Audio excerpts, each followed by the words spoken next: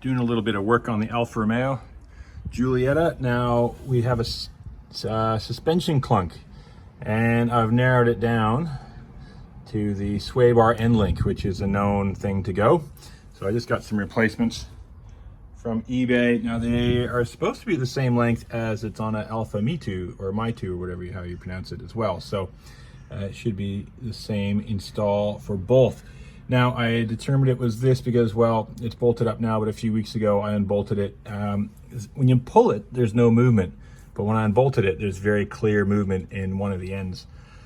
So we'll take this off. We'll take it off. We put an Allen key in here, and then we're going to use a wrench, but we use a ratcheting wrench, make it a bit quicker, hopefully, to take this nut off. And the same goes for the bottom one down on the sway bar link. So what size tools are you going to need? Well, if you want, you should give that a spray with WD-40 or some penetrating oil beforehand if your car is all rusty. We have a 5-meter Allen key. We'll just use the jam in, and I think I'm pretty sure it's a 16.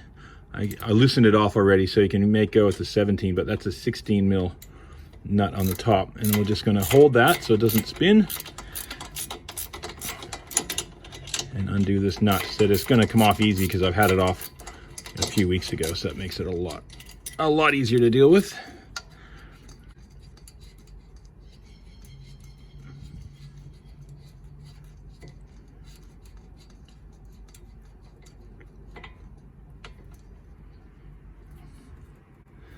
Now we're going to be a little tight on the end.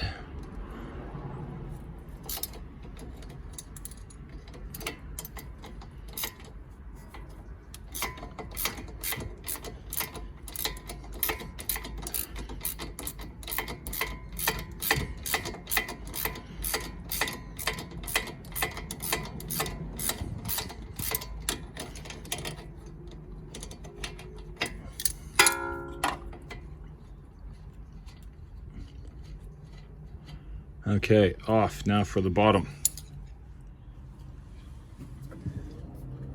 So I got a 16 mil just to get it started, and then I'll put the ratcheting 17 on.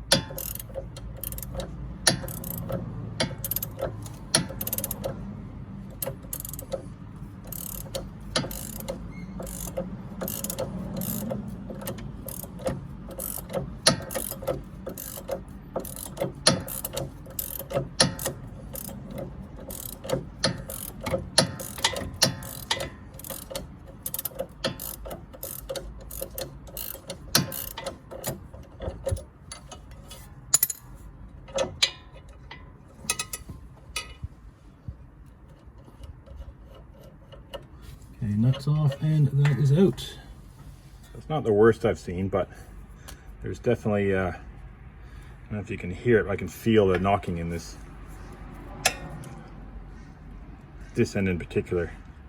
Just pulling in and out, but I can feel it just moving around, and that's causing quite a bit of noise in the suspension when we're going over bumps. So compare that to our replacement. Just a cheap eBay one, not as beefy, but yeah, quite cheap. So we'll put this replacement in, and that should quill that noise for quite some time. Of course, now installation is just the reverse.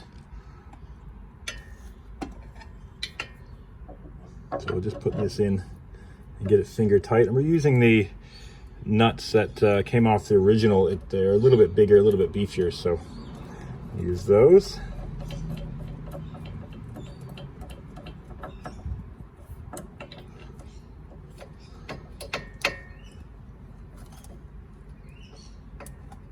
gotta move it a little bit because it's hanging in the air. We might have to jack the strut up a little bit here. So the replacements are about 1 centimeter longer than the originals. No big deal. Put the jack underneath the strut, move it up that centimeter, and they line right in. So that's about job done. Now I don't know the torque specs of this, but they were on not super tight, but we'll cinch them up nicely, get the other side done, and that's the job. So it's not a hard one. You'd come into trouble if you had that if that bolt really corroded, but said ours weren't corroded, so it was nice and easy.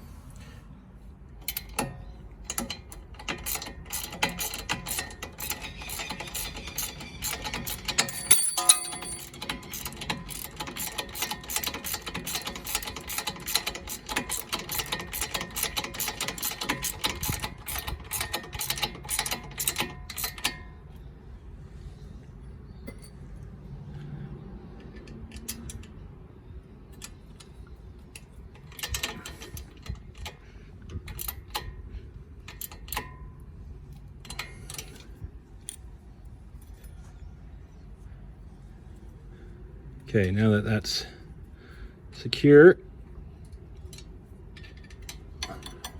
that's our 16 mil, and we don't want to round it off. We'll just get it a little bit tighter.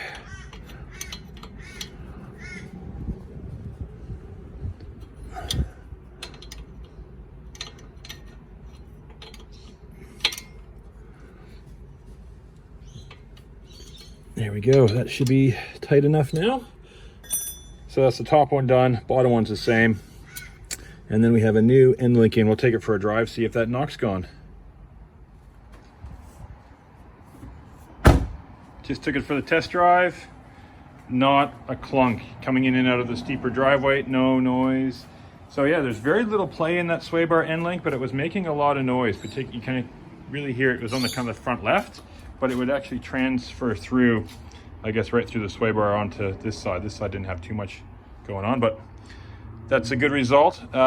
She's riding quiet. Suspension is nice and well sorted. It says not that many kilometers. It's got 87,000 kilometers on it now, so it's not really worn. We got fresh brakes, and we're ready to drive this a lot more.